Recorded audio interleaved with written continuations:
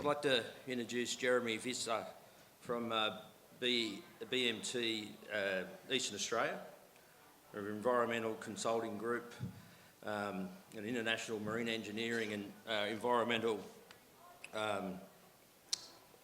group. Jeremy has a background in law, in the environment, specialised in providing environmental management and approval advice to proponents in maritime, coastal, ports and dredging sectors. Oh, there's more coming in.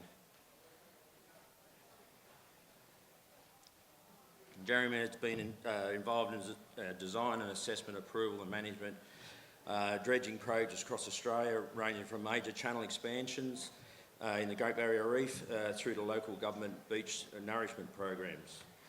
I'm actually looking forward to this. The title of it's up there, Clearing Turbid Waters and a Guide to Dredging. As a marina owner, that's Mum on Point Marina in Coolywong Marina, by the way. As a marina owner, I think this is a very important topic that we all need to be to listen to and to be involved in. And you know, Jeremy and I have spoken a few times on obviously the environmental issues of dredging, as I'm sure everybody else has in the room. But yeah, I'm interested to hear what he's got to say. Jeremy?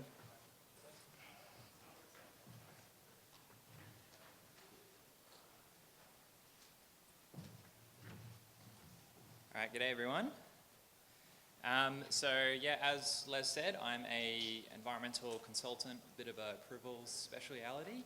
Some of you may know me from, I do a lot of the clean marina audits on behalf of the MIA, but I actually kind of wet my teeth in the industry doing sort of approvals, environmental assessment for dredging projects, which is somewhat ironic because I have Dutch blood and yet no one in my family actually has any dredging experience. It took us moving to Australia to actually get a dredger in the family. Originally, I'd kind of pitched this talk as sort of a dredging 101. I'm conscious of time as well as the fact that within this room, we probably have a multitude of different kinds of experience when it comes to dredging projects. So I've refined the approach a little bit to kind of resolve around 4 what I'm calling pain points, which is kind of just 4 issues that I think, from my perspective as a practitioner, come up quite often, that people kind of get caught up on. And talking through those should help us kind of work through the different parts of a dredging project. I'm not sure what happened there.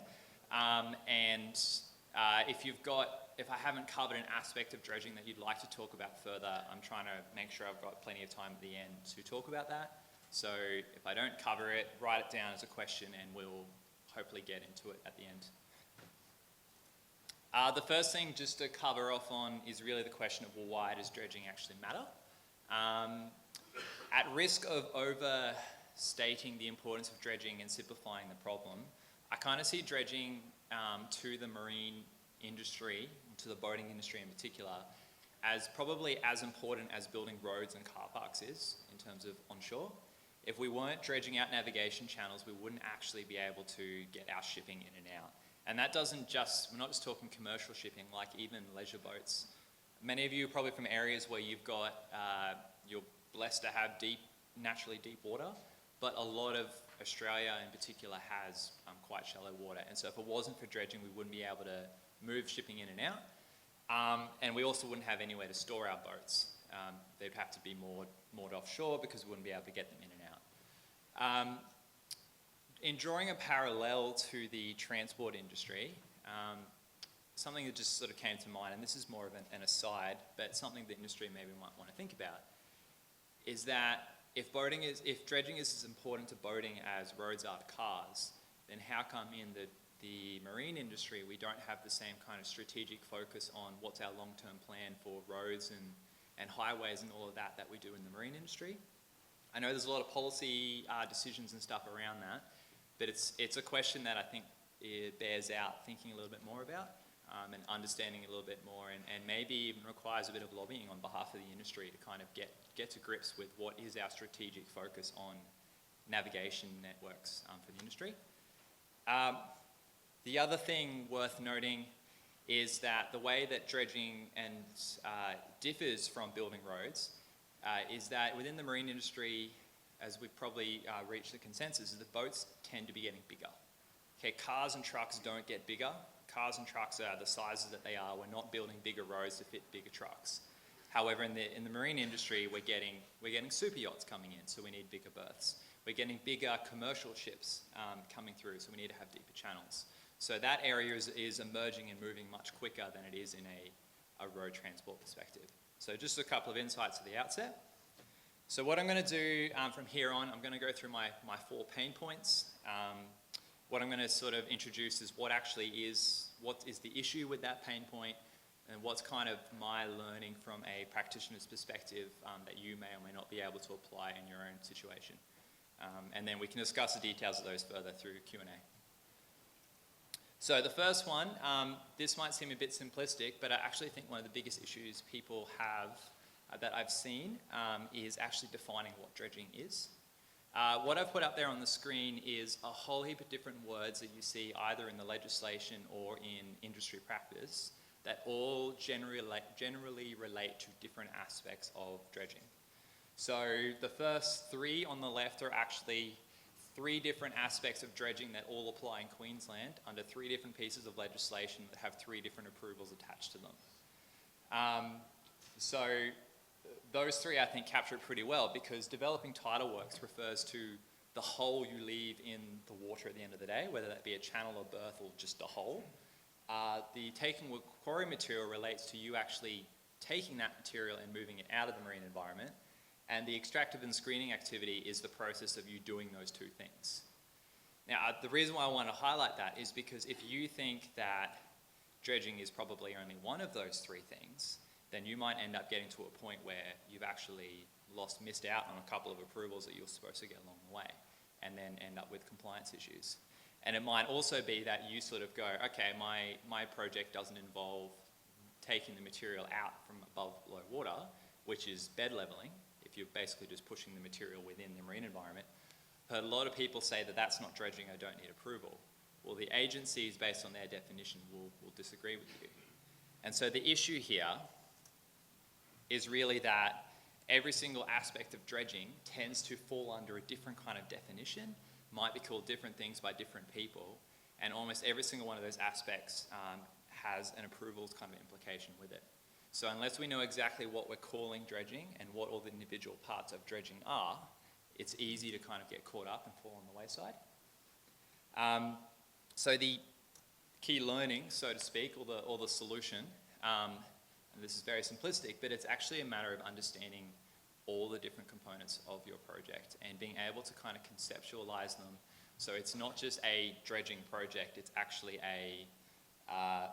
developing a navigation channel, it's taking material, it's doing the dredging, it's reclaiming land, it's all the different things that it entails, and then actually doing your sort of due diligence on each of those elements to work out what the overall strategy is. Now, government agencies are pretty good at telling you this. There are times, however, where government agencies will only tell you about the approvals that fit within their remit and not necessarily tell you about approvals that fit in someone else's remit. So it's something to be aware of. A good dredging consultant can usually take you through this. But yeah, that's the pain point number 1. Hopefully you won't end up in this situation, but I've definitely seen people fall on the wrong side of this because they haven't scoped their dredging project appropriately. In terms of the second one, choosing dredging plant. Again, it might seem simplistic. I've put this picture up here with a little bit of irony because you're not going to be getting this vessel to come dredge out your marina. This is an international trailer suction hopper dredge called the Nile River. This dredge was dredging out in Moreton Bay last year to build the Sunshine Coast Airport expansion project. Huge, huge vessel. Came all the way in from Singapore, I'm pretty sure.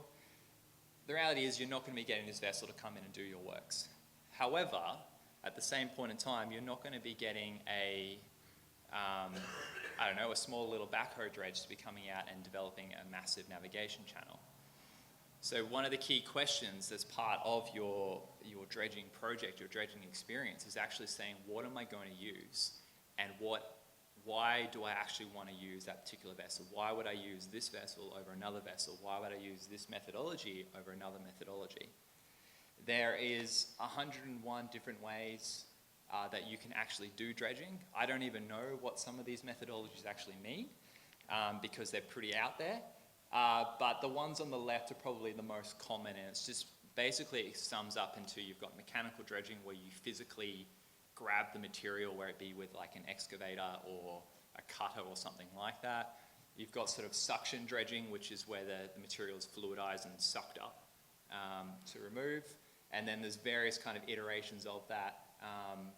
And then you've got the idea of, well, do you store the material in the vessel? Do you put the material into a barge? Do you pump it on shore? Do you pump it offshore? Do you do a whole heap of different things with it? So the issue, so to speak, is that each of these different methodologies, each of these different plants have got different cost associations, environmental impact associations, and efficiency associations. Now, I'd love to go into the merits of each of these individually and talk them through with you, and again, we can do that in the Q&A, but I've just done, this is just an example of the different kinds of advantages that different kinds of dredges have, and the kind of considerations you might have when it comes to approaching your project. So, the three methodologies I've got there, we've got sort of hydraulic or a suction sort of based dredge. When I say with a hopper, that's kind of the idea that it's got an internal hull, so it sucks the material up, puts it into its hopper.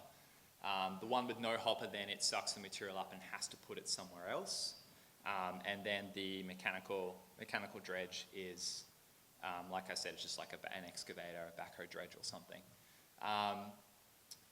Looking at those sort of three, from an efficiency sort of perspective, your suction dredges are definitely sort of the most efficient when you've got very large scale kind of things. They're not very good when it comes to working in corners and tight little locations, not in terms of the really big vessels. Whereas your excavation dredge is better at that kind of stuff, but tends to be very slow. However, your hydraulic dredges are really good at soft material, but when you get into really stiff kind of clays that you might have in your marinas, you want to go back to an excavation. So these are the kind of trade-offs you need to do, and you might end up with a project where you have two different types of dredge vessel actually operating, depending on the sediment you have in question. From an impact perspective, suction, whenever it fluidizes the material, you have to have overflow, because the sediment mixes with the water, comes sucked up into the hull, and that water has to go somewhere. So that water generally overflows over the side or goes through a re-injection sort of pump, and that has sediment in it. And that is actually one of the biggest causes of environmental impact in a dredging project. There are others, but the dredge plumes that you see are very often caused by that kind of process. So you can go a much faster process, but you might have a bigger environmental impact, and that's a consideration when it comes to working out how to design your project. By contrast, a mechanical dredge tends to have a lower level of impact because you're not rehandling that material, you're not fluidizing the material. On the left, or on your right, sorry, just from a placement perspective, a couple of other considerations. You might want to double handle into a barge, or you might want to deliver it, you might want to pump straight into your dredge vessel. It goes out to an offshore placement, it opens up and dumps. Now, that might mean you don't have to double handle, which is great, but then you're taking your dredge vessel offline every time it has to go and deliver the material.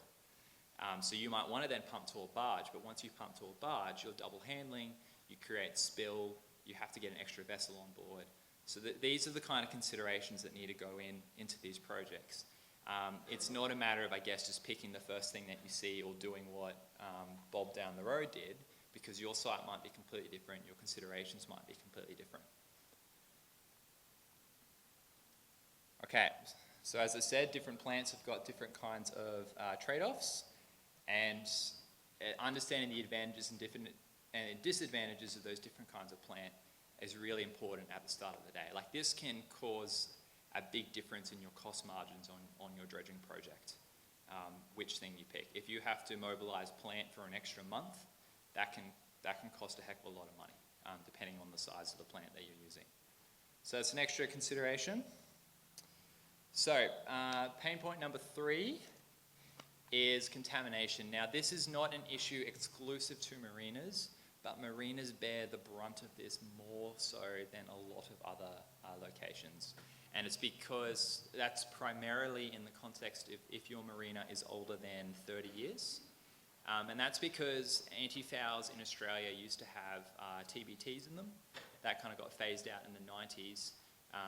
TBTs were basically used because they kill biofoul, and they persist for quite a while, and so they were very actually effective as an anti-foul, but it was found that the trade-off from an environmental perspective was too great, because they persist for a very, very, very long time. I think it's hundreds, if not sort of thousands of years, depending on what the compound was.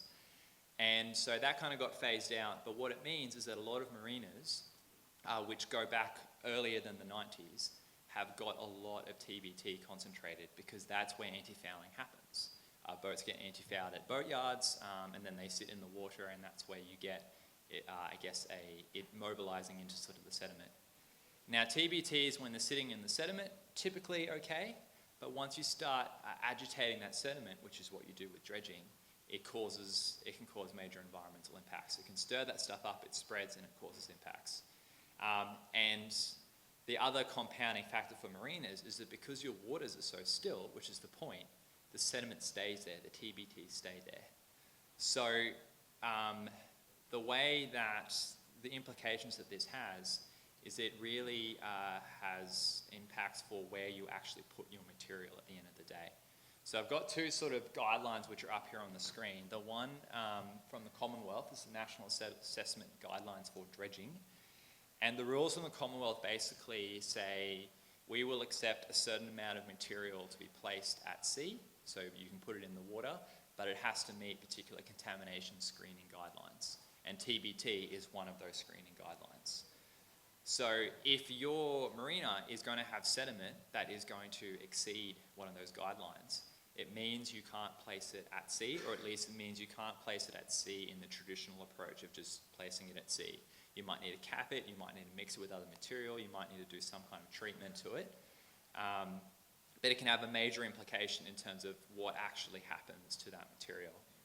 The second set of guidelines is kind of related to my next point, but there's been a really big push in the last 5 years or so to try to shift away from at-sea placement of material. And that's led to a big emphasis on placing it onshore, because obviously that's the alternative. But we then came up with a set of guidelines to say, well, how do we actually work out if material is suitable for placement onshore? And this guideline deals with the issue of sort of acid sulfate soils as the main thing.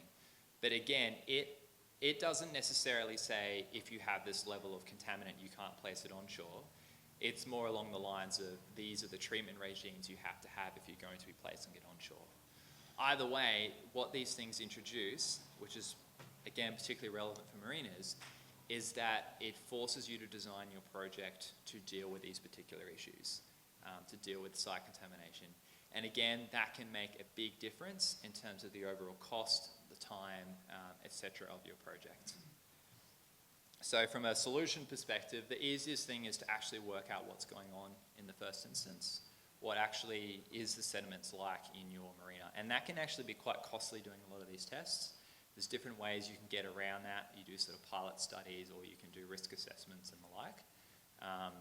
But it's important in the first instance, because if you get to the point where you've designed your entire project based off placement offshore, and it turns out 50% of your material has excess of TBT things, then you might be back to the drawing board at least for that 50% of the material, or you might be constrained in terms of where you can go.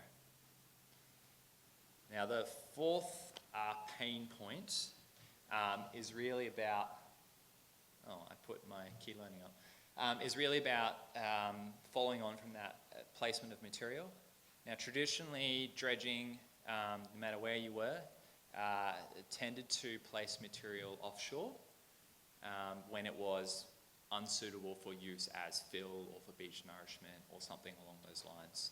So there is actually a number of different offshore placement locations which are approved in various kind of different states. Queensland and Moreton Bay, the biggest one we've got is the Moreton Island, Mud Island dredge material placement area. And it's an area where they've said we're going to set this area aside for people to be able to place material. Now, what's happened, like I said, in sort of the last five years in particular, is that agencies have started looking at these areas and saying, well, either they're filling up and we don't really want to be putting more material there, or we're not really sure if we like this idea of placing things at sea anymore. And so it's promoted a change in regulation in some areas, or at least in policy in other areas, for the agency's first perspective to say, I want you to place this material onshore. If any of you are from the Great Barrier Reef area, there's actually legislation. It's mainly designed for ports. Marinas sometimes slip underneath this, but it actually prevents any maintenance, dredging material to be placed at sea. It all has to be placed onshore, and even a lot of the capital dredging material now needs to be placed onshore. Now, the reason why that's important is because it's actually really difficult sometimes to find a suitable place to put the amount of material you're looking at. The Cairns dredging project, this is very large scale, but they actually had to completely change the design of the cruise ships they wanted to get into the port, because they had to place their material on shore and they couldn't find a location large enough to take the original design volume that they wanted. So it can have major implications.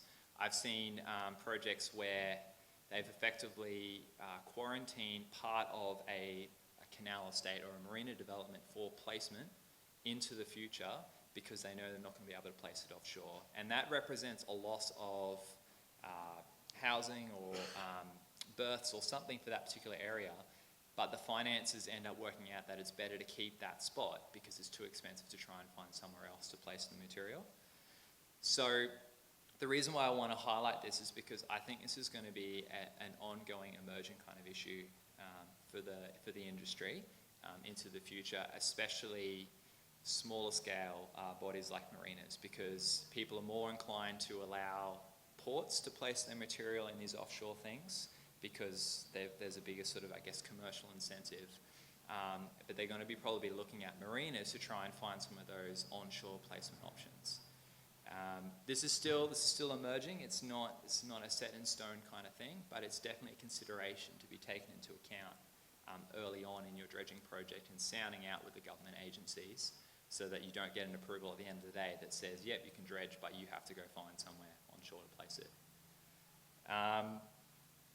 Probably the only other thing I might mention with that is if you were to place it onshore, it really depends on what the nature of the material is.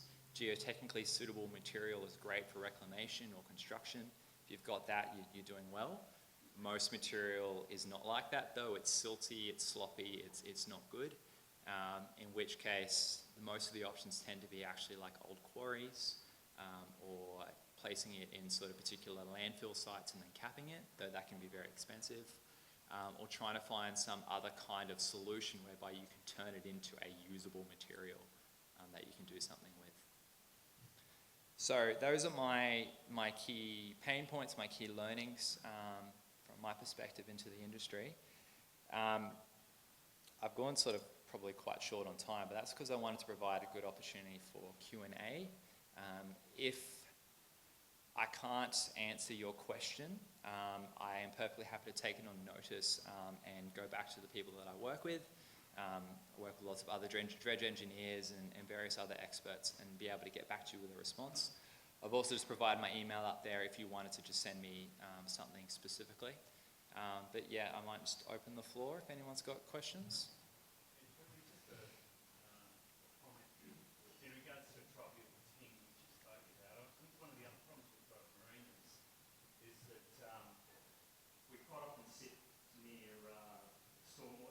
Yep.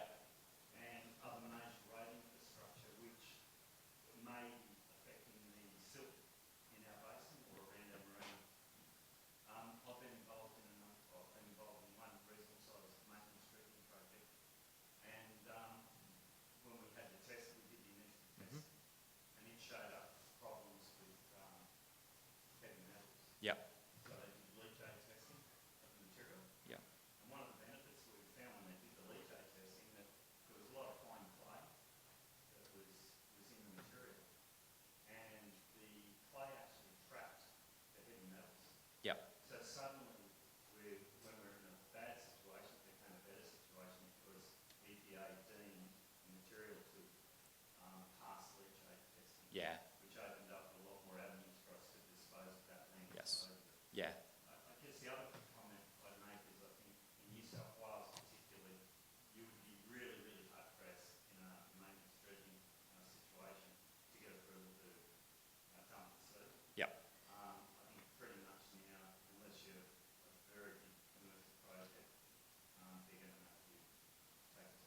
Yeah. disposal. Yeah. The only other thing too is Tribunal 10.1 understanding is that it has actually got a shorter life expectancy than what you were sort of indicating. The copper and a lot of these other things have got a lot longer. Tribunal 10.1 understanding, and I might be wrong, is that it does break down the environment a lot faster. So we should actually not see too many problems unless you've got very, very high, you're in a very heavy commercial area that's done a lot of inbound. You should find that those levels start to drop away. Yeah, I'm not 100% across the chemistry, so I've probably exaggerated what the half-lives are. But yeah, it has been more about the sites that have had a longer exposure to TBTs and then the other heavy metals associated with that kind of thing. On the note about the sediment testing, what I didn't say, and I'm glad you raised it, the NADG, the National Assessment Guidelines for Dredging, have actually got kind of 3 levels of testing that you can do. The first is your initial screening test, which shows if you do or don't have a hit that goes above guideline values. There's another 2 kinds of testing, which is like leachate testing and elutriate testing, which when you go to those levels, it then gives you a better understanding of what's actually going on with the chemistry. So a hit in the first instance doesn't mean that you're dead in the water. There's further stuff that you can do further down the track to try and refine that. More from a designing a sampling program perspective, one of the interesting things with that is it's actually better it's better to collect more material so that you can do those additional tests immediately if you think you're going to have a hit, because otherwise it's really expensive to remobilize someone to go out and gather more samples. But if you've got a pretty good feeling that you're not going to have hits on that, then you don't necessarily have to collect as much. But yeah, so the more testing you do, you can start off thinking you're bad and actually end up in a better situation than you originally thought. Yeah, thanks for that.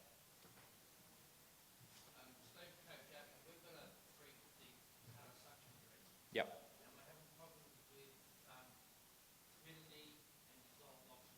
Yep. Have you had anything to do with aeration systems? Do they have an idea, or how do we get? It's been sitting dormant for a month now. Purely only on dissolved oxygen. Yep. And is that linked to approval parameters that you have for dissolved oxygen? Yes, the EPA requires it in regards to a level, a set level. As far as the dissolved oxygen, when it goes down below, it can go to 4 each strike. Yep. Yep. And so there are parameters, but we're having a problem in regards to dissolved oxygen ability. Yep. I can't speak off the top of my head about the efficiency of oxygenation sort of systems. I can take that question on notice and get back to you, but I do know that there are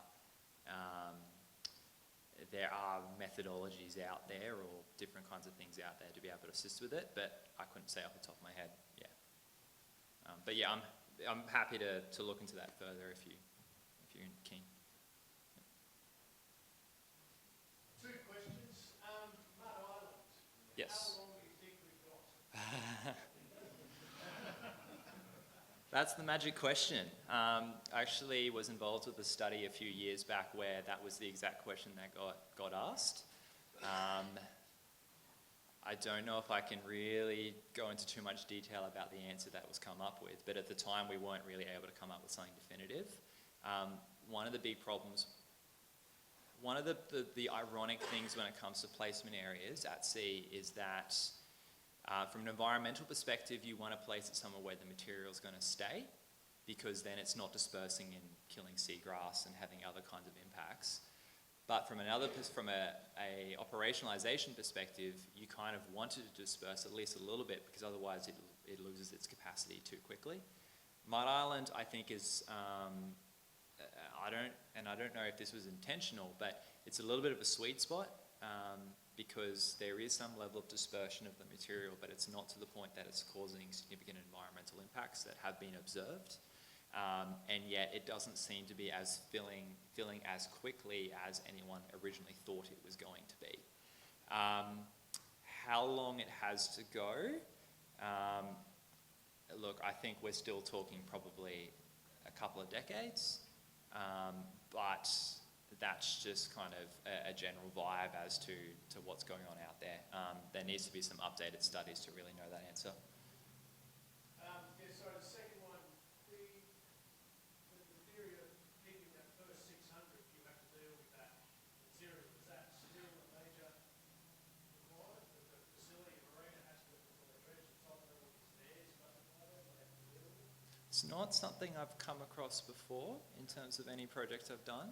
The only main requirement I've seen with marinas, it's probably more canal estates, but I think it's sort of marinas as well, is the example of having to set aside a lot to be able to take material.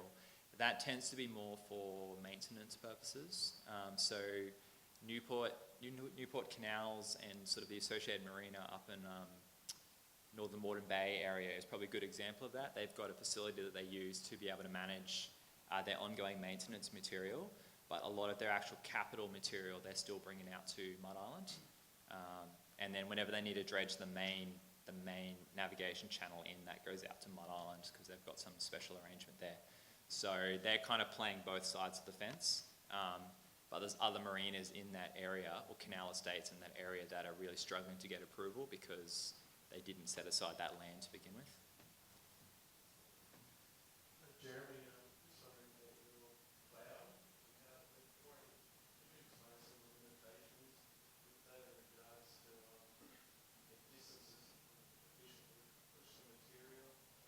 Under what, sorry? The Cloud, that level, oh, yep, and to any sort of different material as well? yep. That's more suitable? Yep. So this is ploughing and bed leveling, effectively kind of the same thing. This is suitable in a situation where you've got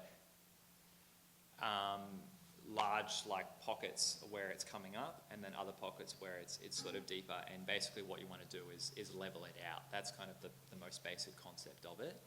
Obviously, the more you bed level and push, the more material you're kind of losing. Or pushing up to the sides, and there's an extent to which you're kind of getting no gain beyond that.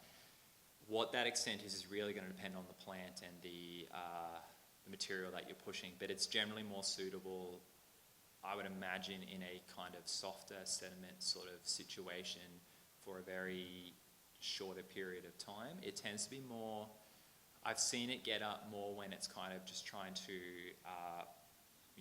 almost, you've got like a bar, at a small bar at the front of some kind of channel or something, and you're basically just pushing that through into a deeper spot beyond it. I haven't really seen it as a maintaining an entire channel kind of approach. I could probably give you a more specific answer in terms of a specific example, but Jeremy, that was using the Newcastle harbour. uh-huh. Bill Johnson used to do that. So when they got the dredge, they got the grab and they went through and did the harbour.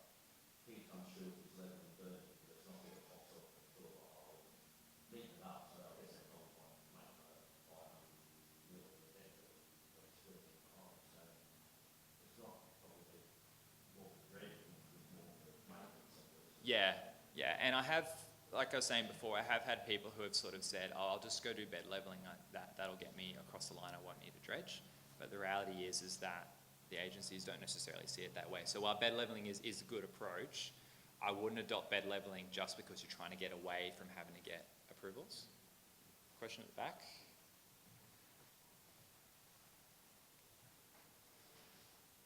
It's just one comment. In Port Douglas, we use bed leveling in pins. So we have a big suction cutter dredge, and we pull the material out into the fairways, and the cutter suctions go through the fairways and work really well. We're able to get, meter and a half right on top of those pins, which really is a good proposition to get the cutter into those dredge. Yeah. That's one way we use it. It's all people and pull it out. Let's comment front. Yeah, I was just going to comment on bed leveling. They used it in Brisbane Water and New South Wales a number of years ago to get access into Brisbane Water. The problem is it was sandy material, and they pushed it into the holes, and the hydrographics of the area just pulled it all back out, Yeah. back where it was. So Yeah. it was just a total waste of time, and then Yeah. they finally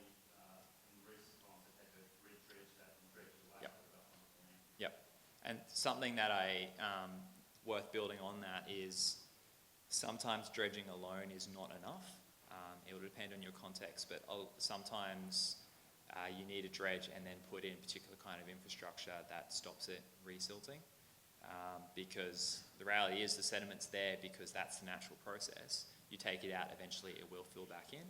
And part of your program design is also thinking about over-dredging, or insurance dredging, depending on how you want to define it, where you might say, okay, the siltation rate is X millimetres a year, therefore we'll dredge to our depth, plus we'll add an extra 5 years of insurance underneath it or something, so that we don't have to come back to this for that period, if not longer. Just another observation. When we were going through the process of getting approval, the Lands Department had to give approval for the extraction of material. Yep. And their first comment was, well, okay, we'll give you a licence to extract it and you'll be paying us $10 a cubic metre for taking it away. So you've got to be very, very careful when you're dealing with this government department that you make them aware, and we were just absolutely firm and said, well, guys, we didn't want it, we didn't ask for it. Yeah. You can't pick it up and take it away, otherwise Yep. we're not paying you any money for removing, we've got to remove the material, we're not going to pay you for every cubic metre we dispose of. Yep. And we can get around that. We also had written into our new lease with Lands Department, Crown Lands, that we can carry out maintenance dredging without having to seek their approval. Doesn't mean that we don't have to get approvals, Yep. but it just means that they've already approved Yep. any dredging without doing our lease. Yep. Is that $10 a cube, is that like a royalty? Yeah, well, Yeah. Yeah, it's pretty, depending on, just a couple of things on that, like you raise an interesting point about when it's actually you're benefiting the government department effectively by doing the work. It's interesting to have those conversations up front, because depending on where you land with the department, they have different royalties that apply to them. Not quite sure exactly how the lands guys work, but in Queensland, there's kind of two different arms of the government that deal with the dredging licence and then the quarry material allocation, and there's different royalties that are applied depending on who it is that's actually doing the work, if it's public work versus private work. So if you have those negotiations up front, you might be able to swing it into that cheaper royalty than what would normally be applied in a private situation. And then on the long-term thing, something I was going to say earlier, but I forgot to. Gold Coast Waterways Authority, I just want to give a massive plug to them, because they've actually got, I think it's one of the first in Australia, they've got a 20-year approval, strategic approval to dredge the entire Gold Coast Waterways network. And what they did is that they developed a management plan that said this is what our needs and everything's going to be over this 20-year period. This is how often we think we're going to need to dredge these areas. And they put that plan to the government and said, we don't want to have to come back to you for every individual project to get approval. We want you to approve a framework under which we will do all of our capital and maintenance dredging projects. And it took some twisting of ears and things, but we got that across the line, and they're now merrily dredging away onto what's a pretty secure and rigorous program, but without having to go back every single time to get sign-off. So again, that's a consideration you might want to think about, like how long-term do I want to be my approval to last? Do I want this in perpetuity? Can I get it in perpetuity, or do I have to come back every 2 years and ask for more? I'm from New Zealand, and we generally go for 35 years. Oh yeah. We got a truly offshore site. We're 60 nautical miles off from Dredging. So, given that I'm flying over it, it was quite interesting, it's pretty close. Yes. But yeah, you guys don't have any offshore, do you? Like, yours was quite close. All offshore, but not that Yeah. far, are they? Yeah, and partly that's actually got to do with the Commonwealth, the nature of the Commonwealth in Australia, because Commonwealth government kicks in at 3 nautical miles, and they have a different regulatory regime when it comes to placement within their kind of area. So a lot of the placement areas tend to be within 3 nautical miles, so that they can be kept within the state jurisdiction. So that's just more of a quirk of our legal system. But 60 nautical miles also seems like a long way to go for a... That's still half the price of Yeah, okay. land disposal. Yep. And we're 12 nautical miles from the council, and we're going to PET, which is the economic Yep. exclusion zone in New Zealand, and that works quite well. As long as it's clean materials. Yeah. We use the same guideline as you guys. Yep.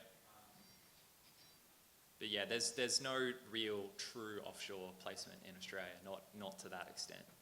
Yeah. Any more questions? Probably getting to time. One at the back. No.